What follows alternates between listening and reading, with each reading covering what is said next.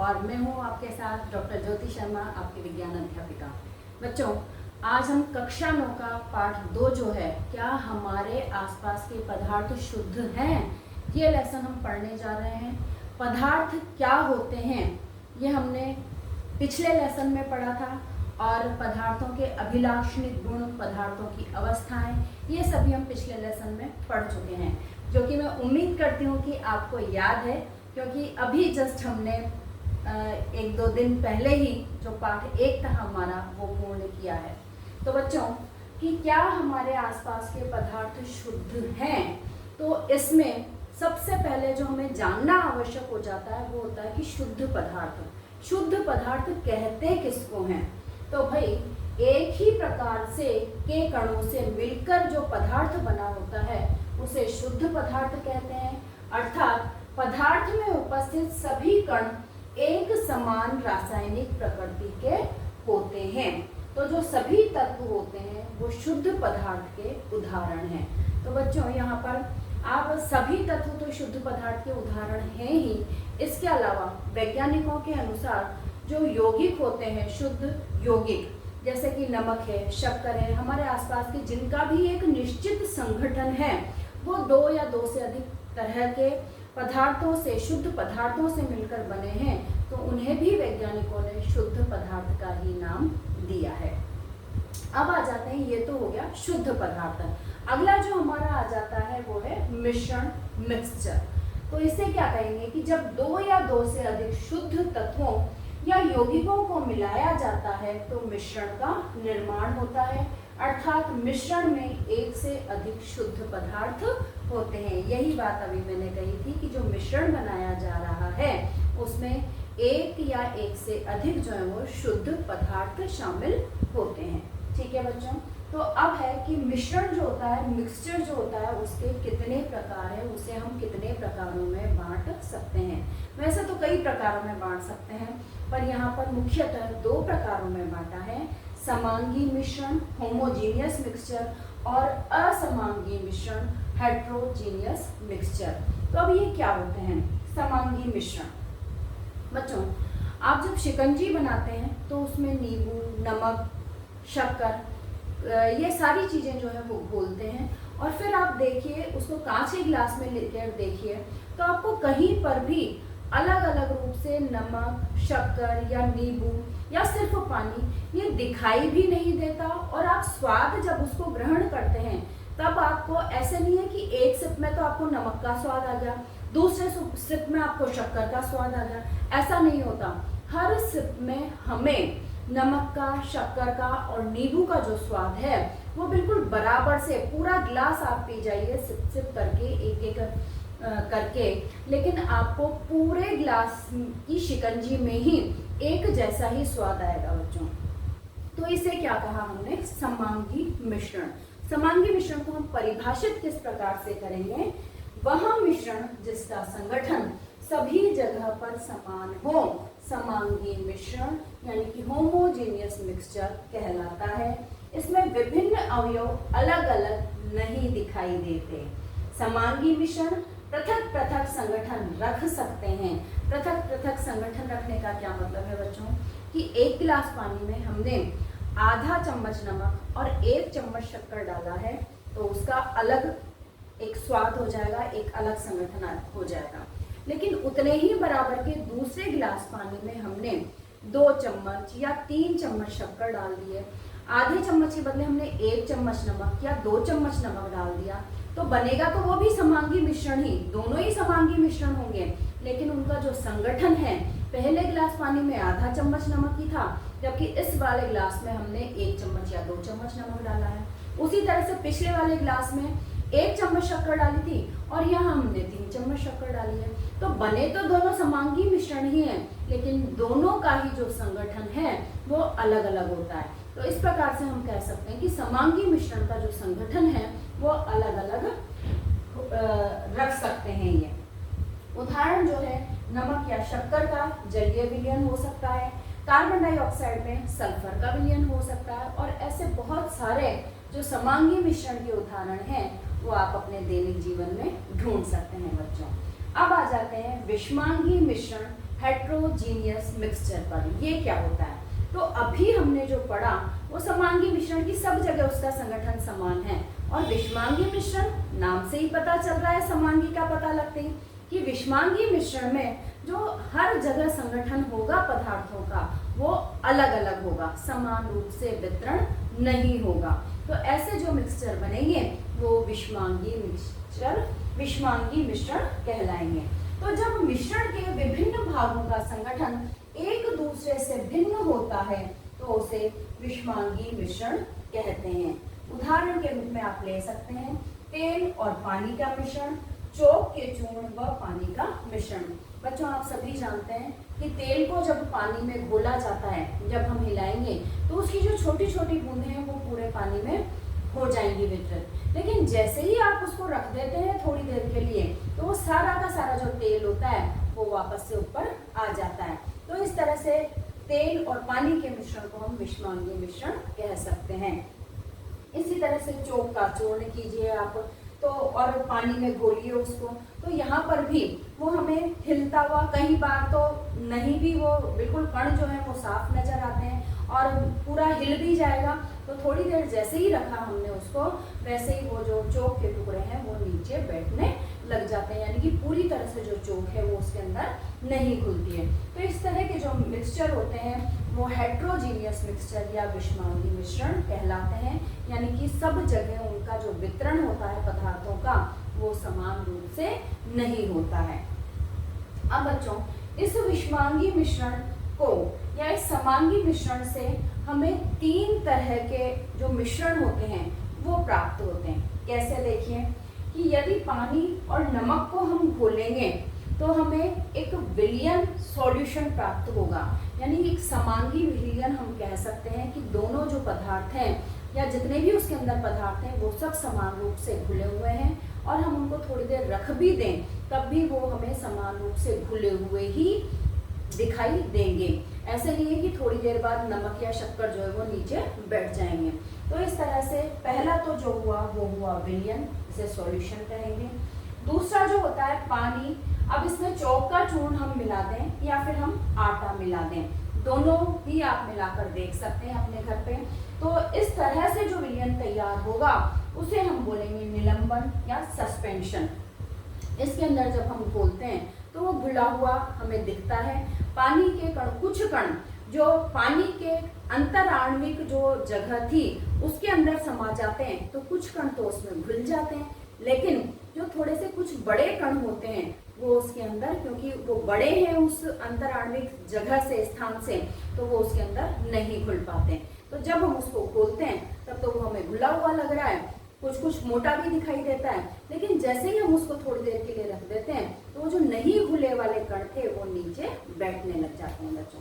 ठीक है, तो इस तरह से पानी और चौक का चूर्ण या आटा मिला के जो विलयन हमें प्राप्त होगा उसे हम निलंबन कहते हैं। और इसी तरह से पानी और दूध या शाही अगर हम इसके अंदर मिला दें तो हमें कोलाइड प्राप्त होगा। बच्चों आप सोच रहे होंगे कि दूध तो एक ही जैसा हमें दिखाई देता है, उसे हम विलयन भी कह सकते हैं, कहीं अलग अलग नहीं होता। लेकिन बच्चों अगर उसे ध्यान से, हम अपनी आंखों से तो नहीं देख सकते, लेकिन अगर हम वैज्ञानिकों के अनुसार अगर हम उसे कहें तो उसके अंदर, पानी के अंदर जो दूध है वो कैसे बना है कि पानी के अंदर वसा और प्रोटीन दोनों घुले हुए हैं और तब जाकर के दूध बना है। लेकिन जो वसा और प्रोटीन घुले हुए हैं वो, उनका जो संगठन है सभी जगह पर उसके अंदर समान नहीं रहता है, इसलिए पानी और दूध को जब मिश्रित किया जाता है तो उस तरह से जो बनने वाला जो विलयन रहेगा वो कोलाइड कहलाएगा। ठीक है बच्चों, अब हम ये जो 3 हमने विलयन बनाए हैं, कौन कौन सा, एक को तो हमने विलयन ही कहा है सॉल्यूशन, एक को हमने निलंबन कहा है सस्पेंशन, और कोलाइड अपने आप में इंग्लिश वर्ड है। तो विलयन, निलंबन और कोलाइड को हम अब अलग अलग रूप से उनके विशेषताओं के साथ में, उनकी परिभाषा के साथ में अब हम आगे पढ़ने जा रहे हैं। लेट्स मूव अहेड बच्चों। अब हम पढ़ रहे हैं विलयन। मैंने कहा अभी कि हम इन सबको अलग अलग बारी बारी से पढ़ेंगे क्योंकि इन सभी के अलग अलग गुण होते हैं। तो विलयन किसे कहते हैं? तो 2 या 2 से अधिक पदार्थों द्वारा बना समांगी मिश्रण विलयन कहलाता है। विलयन को ऐसे तरल पदार्थ के रूप में मान सकते हैं जिसमें ठोस, द्रव या गैस तीनों जो है वो अलग अलग रूप से मिले हों या एक साथ भी ये मिले हो सकते हैं। तो प्रकृति में ठोस विलयन भी पाए जाते हैं जिसका उदाहरण है मिश्र धातु। इसी तरह से गैसीय विलयन भी पाए जाते हैं जिसका उदाहरण है वायु। विलयन के कणों में समांगिकता होती है। समांगिकता का मतलब आप समझ गए होंगे कि पूरे विलयन के अंदर जो भी पदार्थ घुले हुए हैं वो सभी जगह समान होते हैं, कहीं पर भी कि कहीं ये ज्यादा हो गया और कहीं ये कम हो गया, इस तरह से नहीं होता। तो सभी पूरा मिश्रण जो होता है वो एक ही प्रकार का होता है। तो विलयन के कणों में समांगिकता होती है और विलयन जो होता है वो दो भागों से मिलकर बना होता है, विलायक और विलय। बच्चों जो ज्यादा मात्रा में लेंगे हम, जैसे कि शिकंजी का ही उदाहरण लेते हैं, शिकंजी हमारा विलयन है, तो जो ज्यादा मात्रा में लेंगे वो तो कहलाएगा विलायक, सॉल्वेंट इसको बोलते हैं। और जो कम मात्रा में लेंगे, कम मात्रा में यहाँ पर हम क्या ले रहे हैं, नमक और शक्कर और नींबू, तीनों ही कम मात्रा में ले रहे हैं हम। तो जो भी हम कम मात्रा में ले रहे हैं वो होंगे विलय सोल्यूट। तो इन दोनों से अधिक मात्रा वाले को विलायक और कम मात्रा वाले को विलय, इसे विलायक के अंदर मिलाया जाएगा और विलायक के अंदर विलय को मिलाया जाएगा। तो इस तरह से इन दोनों से मिलकर जो पदार्थ बनेगा, जो मिश्रण बनेगा, उसे हम कहेंगे विलयन या सॉल्यूशन। अब देखिए बच्चों कि अभी हमने कहा कि ठोस का ठोस में भी विलय हो सकता है, गैस का गैस में भी हो सकता है। तो यहाँ हम उदाहरण देते हैं, जैसे पानी और चीनी हमने जो घोली वो विलयन बना। तो यहाँ पर देखिए चीनी के, पानी जो था वो द्रव है और चीनी जो है वो ठोस है। तो ये किसका उदाहरण हो गया, ये हो गया द्रव में ठोस का विलयन। ठीक है, इस बात का उदाहरण है ये। आपसे एग्जाम्स में पूछा जा सकता है कि द्रव में ठोस के विलयन का उदाहरण दीजिए। तो आप ये उदाहरण कि पानी में यदि हम चीनी मिलाएंगे तो हमें चीनी का घोल प्राप्त होगा, जिसे हम द्रव में ठोस के विलयन का उदाहरण मान सकते हैं। इस ढंग से आप अपना उत्तर जो है वो लिखेंगे। अब आ जाता है अल्कोहल प्लस आयोडीन। अल्कोहल भी द्रव है और आयोडीन भी द्रव है। तो ये हो गया द्रव में द्रव का विलयन। ठीक है, तो ये दोनों मिलकर टिंचर आयोडीन बनाते हैं, जो कि हमारे चिकित्सा में घावों को साफ करने में काम आती है बच्चों। तो इस तरह से अल्कोहल जो होता है वो ज्यादा मात्रा में होता है, विलायक के रूप में होता है, और आयोडीन जो होता है वो कम मात्रा में होता है, विलय के रूप में होता है। इधर जो मैंने लिखे हैं लेफ्ट साइड पर वो सब विलायक के रूप में है, और इधर जो प्लस लगाकर लिखे हैं वो सब विलय के रूप में है, कम मात्रा में है। तीसरा जो है जल प्लस कार्बन डाइऑक्साइड। तो ये वात युक्त पेय बना। वात युक्त पेय आप जानते हैं, जितने भी सॉफ्ट ड्रिंक्स आप पीते हैं, सोडा वाटर जो होता है, कोक जो होती है, कोको कोला जिसे कहते हैं, मिरिंडा जो होती है, जिसमें कि कार्बन डाइऑक्साइड घुली रहती है, तो वो जो है वात युक्त पेय के उदाहरण होते हैं। और ये इसके अंदर, जल के अंदर विलय क्या है, कार्बन डाइऑक्साइड गैस है। तो यहाँ पर ये किसका उदाहरण हो गया, ये हो गया द्रव में गैस का विलयन का उदाहरण। और चौथा जो है कि नाइट्रोजन प्लस ऑक्सीजन, ये वायु बन रही है। बच्चों यहाँ पर आप कह सकते हैं ये गैस में गैस का ही मिश्रण है। ठीक है, तो अब नाइट्रोजन को विलायक के रूप में हमने क्यों लिया, देखिए आप सभी को पता होगा कि वायुमंडल में जो नाइट्रोजन है वो कितने प्रतिशत है बच्चों, बताइए जल्दी से, मन में सोचिए। जी हाँ, बिल्कुल सही आपने कहा कि वायु में जो नाइट्रोजन है वो 78% है, यानी कि बहुत सबसे ज्यादा मात्रा में जो गैस है वो नाइट्रोजन ही है।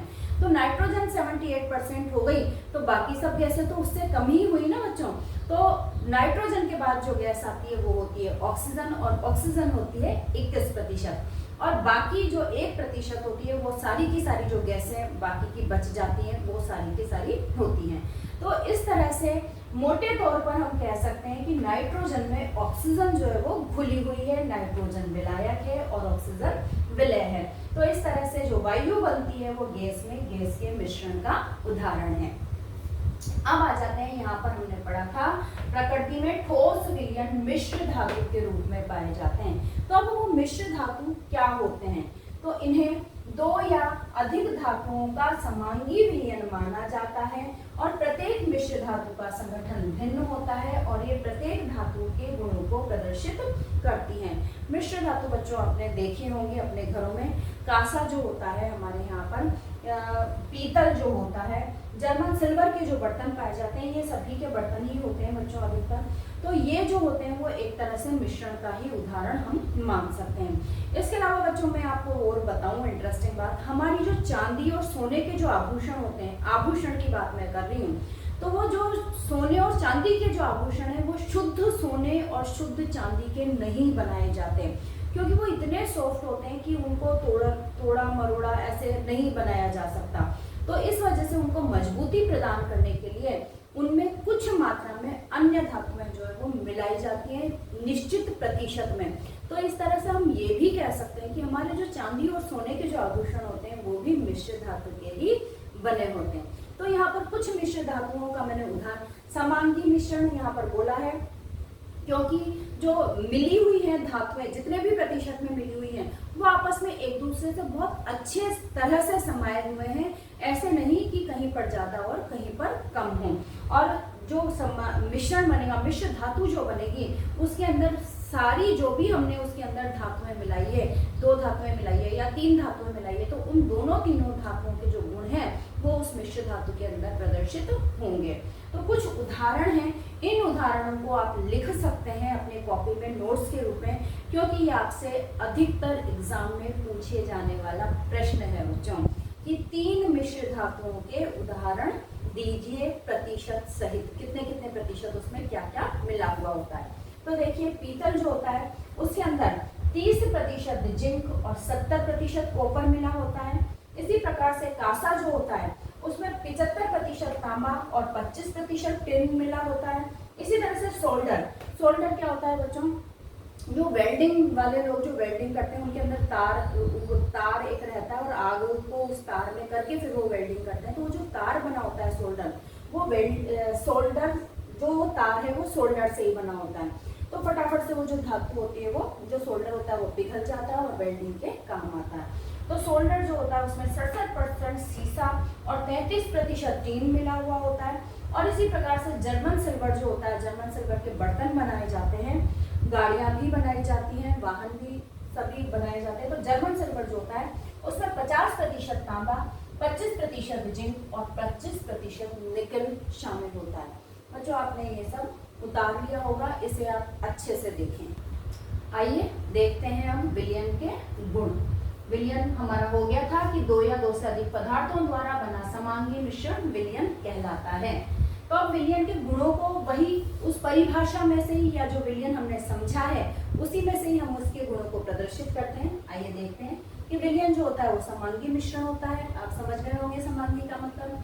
दूसरा है कि विलयन के कण बहुत छोटे 1 नैनोमीटर या N और M लिखे हैं बच्चों, ये नापने की इकाइयां हैं, सेंटीमीटर मिलीमीटर से भी बहुत छोटी।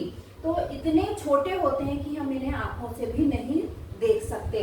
तो 1 नैनोमीटर से भी छोटे होते हैं और 1 नैनोमीटर का मतलब होता है 10⁻⁹ मीटर से भी ये छोटे होते हैं और आंखों से नहीं देखे जा सकते। अगला है कि छानने की विधि द्वारा विलय को विलयन से पृथक नहीं किया जा सकता। जैसे कि हम कागज की या छानक पत्र की एक कीप बना लें और उसमें से अगर इसको करें, जैसे आटा वाला जो मिलेगा हमें विलयन घोल करके, उससे हम छाने तो वो जो आटा है मोटा मोटा सा या चौक का जो चूर्ण है वो उस छानक के ऊपर रह जाता है, कीप के ऊपर रह जाता है। लेकिन अगर आप शिकंजी को छाने उससे तो कुछ भी हमें विलयन से पृथक नहीं किया जा सकता, कुछ भी हमें उसके ऊपर नहीं मिलेगा। और न ही इसके कण शांत छोड़ देने पर नीचे बैठते हैं, अर्थात विलयन स्थायी होता है। आप इसे 1 घंटे रख दीजिए तब भी आपको नीचे कुछ भी नजर नहीं आएगा, यानी कि वो जो नमक और शक्कर घुले हुए हैं बहुत अच्छे से घुले हुए हैं कि आपने घंटे 2 घंटे उसको छोड़ भी दिया तब भी वो नीचे नहीं बैठेंगे। तो जो ये विलयन होता है वो स्थायी होता है। और फिर है कि छोटे आकार के कारण विलयन के कण प्रकाश की किरण को फैलाते नहीं हैं। प्रकाश की किरण को फैलाने का जो गुण है बच्चों वो टिंडल इफेक्ट कहलाता है। जैसे कि मैंने इसमें शिकंजी ले लिया, ग्लास के अंदर शिकंजी ले ली मैंने और फिर मैं एक टॉर्च को या एक प्रकाश की किरण को इसमें से निकाल रही हूँ, तो मुझे वो जो प्रकाश की किरण का जो रास्ता है वो विलयन के अंदर नजर नहीं आएगा, क्योंकि कण बहुत छोटे होते हैं और वो प्रकाश को फैलाते नहीं हैं। तो ये इसका बहुत, यानी हम कह सकते हैं कि ये जो विलयन होता है वो टिंडल इफेक्ट को शो नहीं करता, इसलिए विलयन में प्रकाश की किरण का मार्ग नहीं दिखता। विलयन के गुण पढ़ने के बाद में बच्चों जो हमारा नेक्स्ट टॉपिक आ जाता है वो है विलयन की सांद्रता, कंसंट्रेशन ऑफ सॉल्यूशन। क्या होता है ये? तो विलयन में उपस्थित विलय पदार्थ की मात्रा को ही विलयन की सांद्रता कहा जा सकता है और इस मात्रा के आधार पर ही विलयन को तनु, सांद्र एवं संतृप्त में बांट सकते हैं। ठीक है बच्चों, अब मैं आपको बताती हूँ कि यदि 1 गिलास पानी में मैंने 1 चम्मच नमक घोला हुआ है और दूसरे गिलास, उतने ही बड़े दूसरे गिलास पानी में मैंने 4 चम्मच नमक घोला हुआ है, तो बताइए विलय की मात्रा किसमें अधिक है? नेचुरली दूसरे गिलास में, जिसमें मैंने 4 चम्मच नमक घोला हुआ है। पानी की मात्रा दोनों में बराबर है, तो जो कम वाला नमक वाला है जिसमें 1 चम्मच हमने डाला है वो तो क्या कहलाएगा? तनु सॉल्यूशन, डाइल्यूट सॉल्यूशन कहलाएगा या तनु विलयन कहलाएगा। और जिसमें 4 चम्मच हमने नमक घोला है वो कंसंट्रेट सॉल्यूशन या सांद्र सॉल्यूशन जो है वो कहलाएगा बच्चों। ठीक है, तो अगर विलय की मात्रा कम है तो इसे तनु विलयन कहते हैं यानी कि डाइल्यूट सॉल्यूशन, और यदि विलय की मात्रा ज्यादा है तो उसे सांद्र विलयन या कंसंट्रेट सॉल्यूशन कहते हैं। ठीक है, अब आ जाता है संतृप्त विलयन। ये जो तनु और सांद्र होते हैं वो एक दूसरे के विपरीत अर्थ वाले जो शब्द हैं बच्चों, वो है कि एक में ज्यादा, तनु में कम और सांद्र में ज्यादा। संतृप्त विलयन सैचुरेटेड सॉल्यूशन, तो दिए गए निश्चित तापमान पर यदि विलयन में विलय पदार्थ नहीं घुलता है तो उसे संतृप्त विलयन कहते हैं।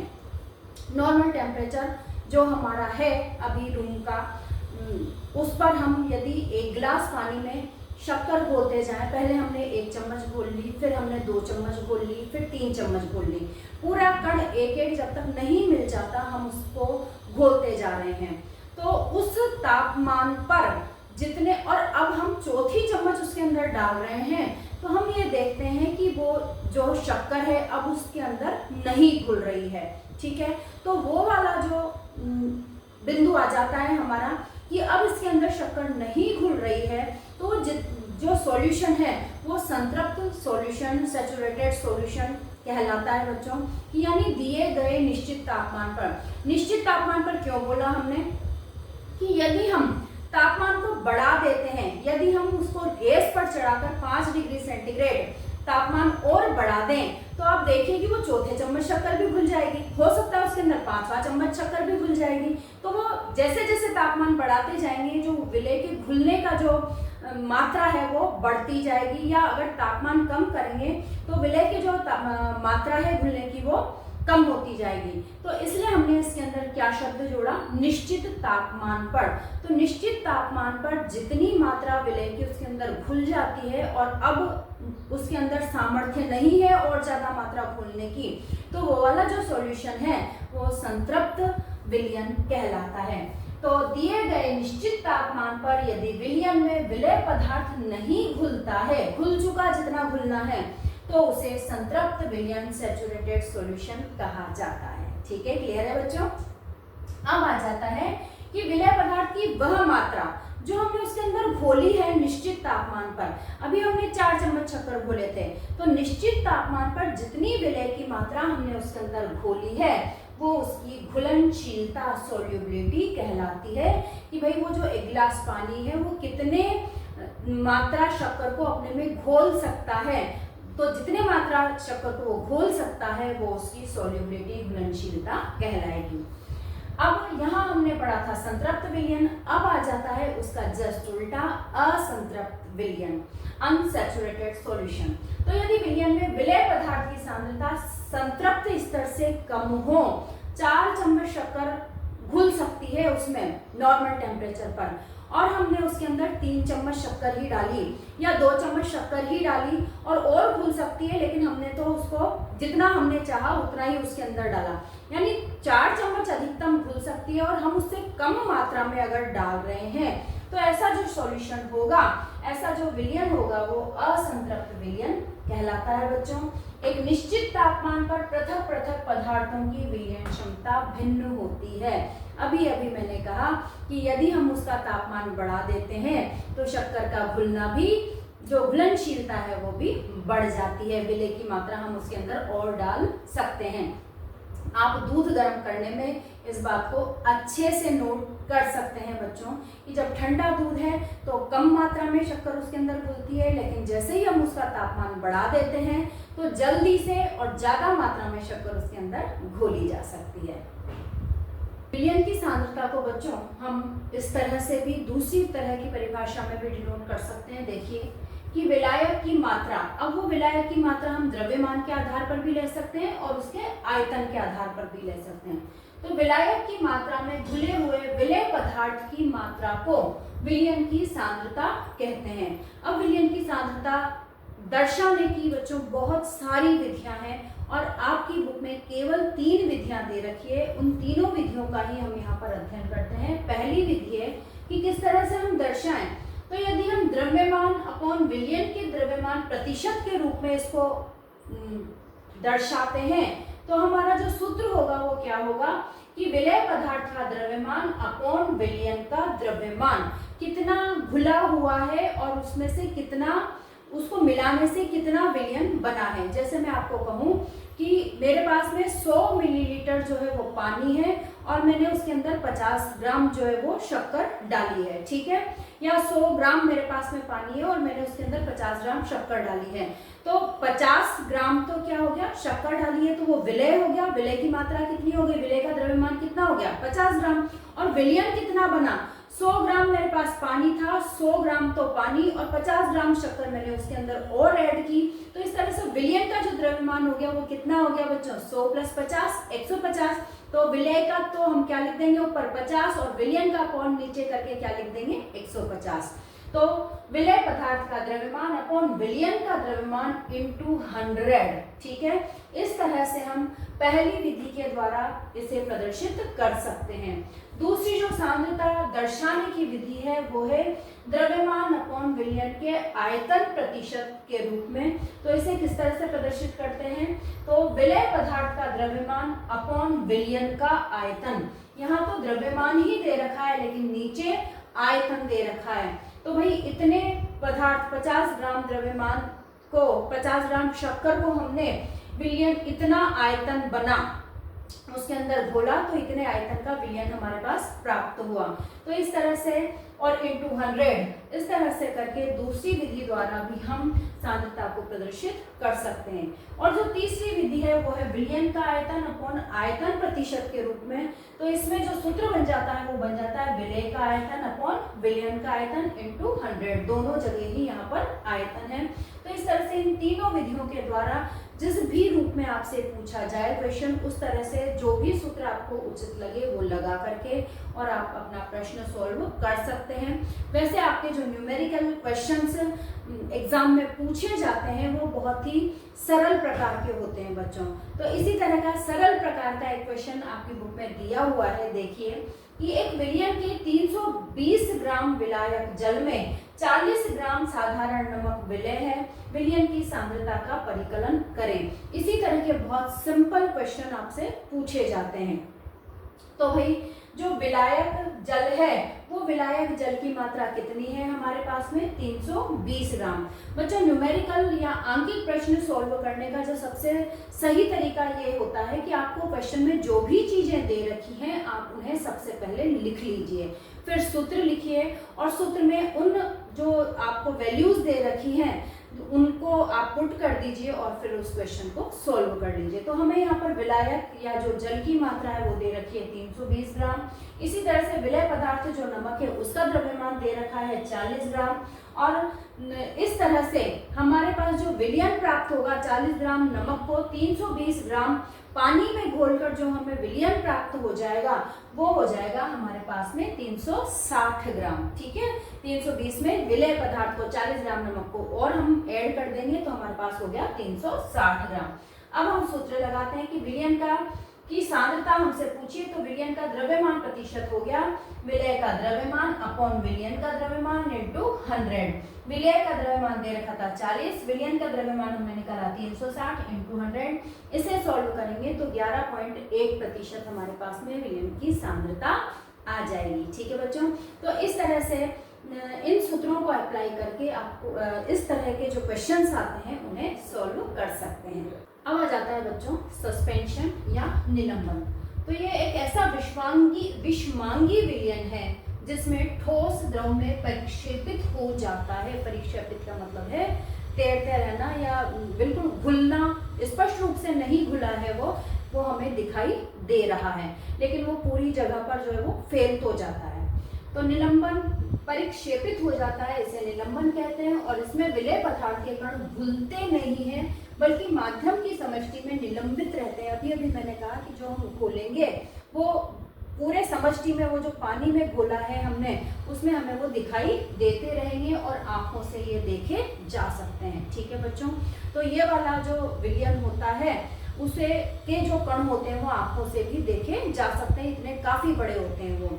तो इसका जो उदाहरण है वो, अगर हम आधे चम्मच आटे को 1 गिलास पानी में घोल दें या फिर आधी चम्मच चौक के चूर्ण को यदि हम पानी में घोल दें तो हमें वो स्पष्ट रूप से दिखाई देते हैं और वो जो इस तरह से विलयन बनेगा वो हमारा निलंबन होता है बच्चों। ठीक है, अब इसके जो निलंबन के गुणधर्म हैं वो हम पढ़ते हैं कि यह एक विषमांगी मिश्रण है। समझ ही गए होंगे आप, जैसा कि हमें दिखाई दे रहा है सब जगह जो विलेय के कण हैं वो अच्छे तरह से डिस्ट्रीब्यूट नहीं है। सेकंड है कि ये कण आंखों से देखे जा सकते हैं, बिल्कुल आंखों से देखे जा सकते हैं। ये कण टिंडल प्रभाव प्रदर्शित करते हैं, अर्थात निलंबन में प्रकाश की किरण का मार्ग दृष्टिगोचर होता है। टिंडल प्रभाव अभी अभी विलयन में भी हमने बताया था कि विलयन के कण इतने छोटे होते हैं कि वो टिंडल प्रभाव प्रदर्शित नहीं करते, अर्थात प्रकाश की किरण को फैलाते नहीं हैं।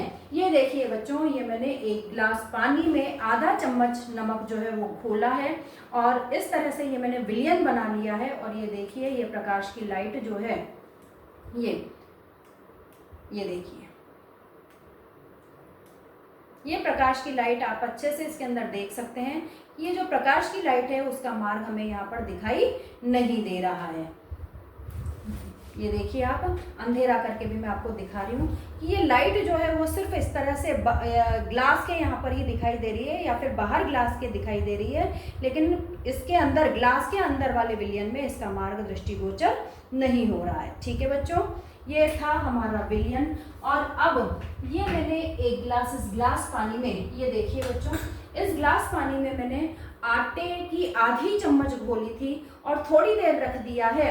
तो आप अच्छे से देख सकते हैं कि ये जो आटा है वो नीचे की तरफ बैठ गया है। यानी हम कह सकते हैं कि ये जो निलंबन होता है वो अस्थायी होता है, स्थायी नहीं होता, क्योंकि जब हमने इसको घुमाया, घोला जब इसको, तब तो इसके कण पूरे पानी के अंदर डिस्ट्रीब्यूट थे, लेकिन जैसे ही हमने इसको रख दिया 15-20 मिनट के लिए, ये कण जो देखिए नीचे जो है वो इसके अंदर जम गए हैं।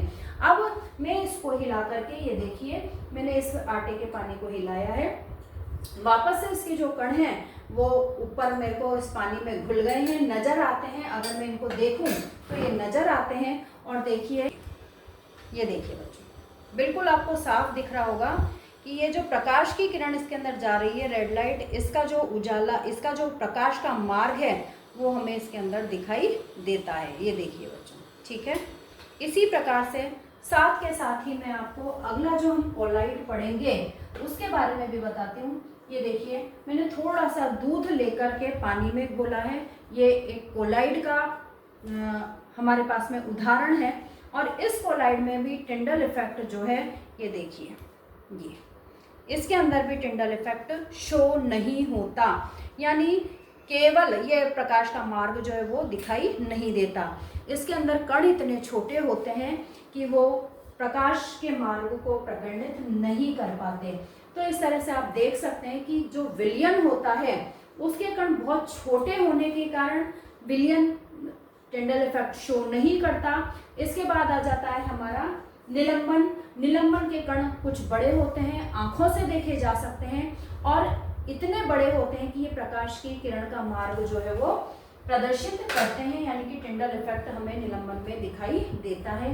जबकि वापस से अभी हम कोलाइड पढ़ेंगे तो कोलाइड में कण वापस से इतने छोटे, हालांकि पूरे घुलते नहीं है, वो भी एक विषमांगी मिश्रण है, पर वो कण इतने छोटे होते हैं कि वे प्रकाश को प्रकीर्णित नहीं कर पाते। ठीक है बच्चों, निलंबन का जो लास्ट, मैं इसको पहले अभी समझा चुकी हूँ कि शांत छोड़ देने पर ये कण नीचे बैठ जाते हैं, अर्थात निलंबन अस्थायी होता है और छानन विधि द्वारा इन कणों को मिश्रण से पृथक किया जा सकता है। ये देखिए बच्चों, नीचे बैठ गए हैं। अब अगर हम इनको घोल करके और अगर छाने छानक पत्र पे, तो जिस तरह से चाय ऊपर रह जाती है उसी तरह से ये आटा भी उस छानक पत्र पर ऊपर रह जाएगा। तो बच्चों ये था सस्पेंशन अर्थात निलंबन। थर्ड जो विलयन का प्रकार था बच्चों हमारे, वो था कोलाइडल सॉल्यूशन या कोलाइड विलयन।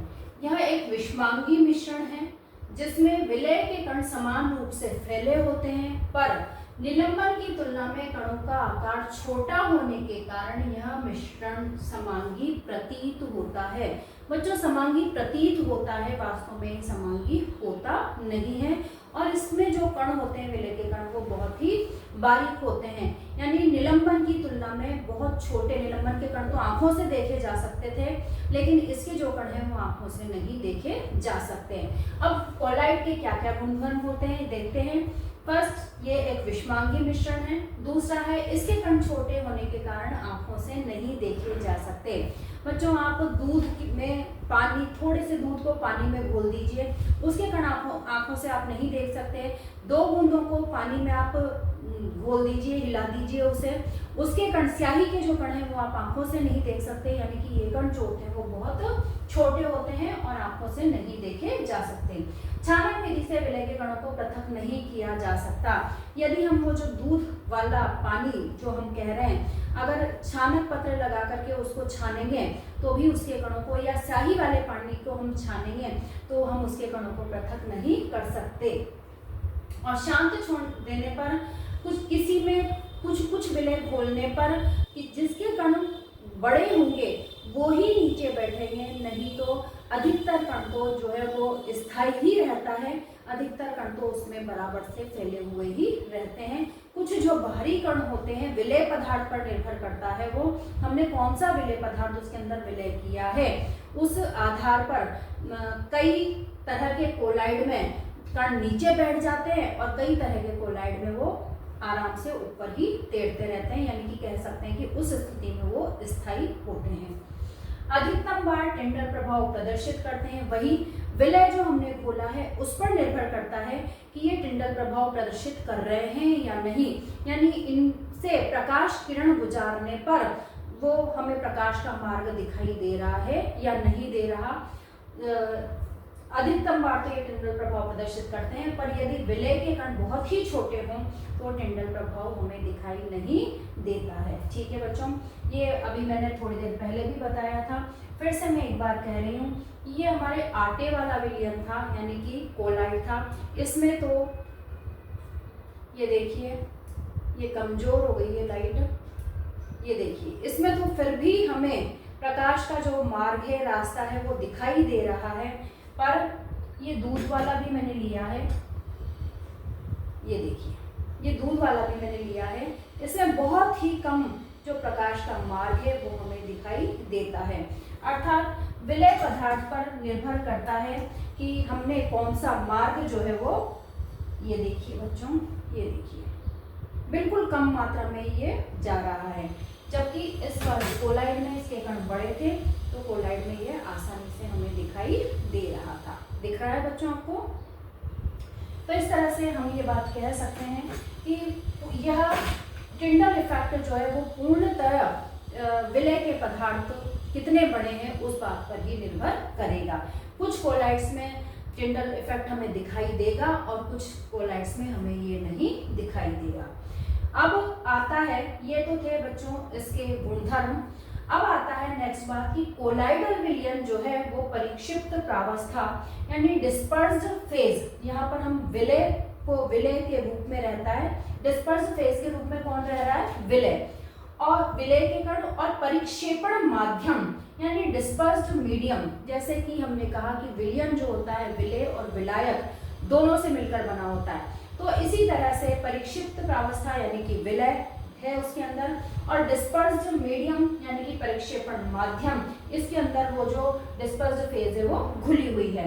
इस आधार पर जो है वो कोलाइड को विलय और विलायक की अवस्था के रूप में कई भागों में विभाजित किया जा सकता है। आपके बुक में एक सारणी दी हुई है, उसमें ठोस का ठोस में, ठोस का द्रव में, द्रव का द्रव में, द्रव का गैस में, इस तरह के बहुत सारी प्रावस्थाएं जो है वो दे रखी है और उनके उदाहरण भी दे रखे हैं बच्चों। यहाँ पे मैंने 2-3 ली हैं। देखिए, कोहरा और बादल जो हम देखते हैं वो किस बात के उदाहरण हैं? तो यहाँ पर परिक्षिप्त प्रावस्था यानी कि विलय के रूप में द्रव रहता है। बादल और कोहरे की बात कर रहे हैं तो द्रव रहता है, यानी कि पानी की बूंदें रहती है, पानी रहता है।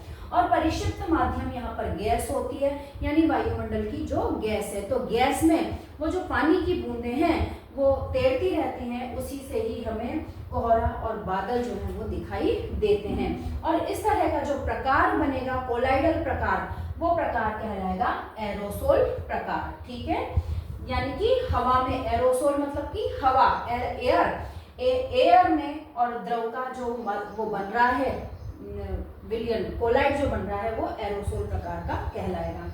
इसी प्रकार से धुआं जो उदाहरण है यहाँ पर विलय के रूप में, परिक्षिप्त प्रावस्था के रूप में होता है। ठोस यानी जो कार्बन के कण होते हैं, धूल के कण होते हैं, विभिन्न प्रकार के जो कण रहते हैं प्रकृति में धुएं के रूप में, तो होते हैं ठोस। और परिक्षिप्त माध्यम के रूप में होती है गैस, जो वायु जो कि हमारे वातावरण में रहती ही है हमारे चारों तरफ।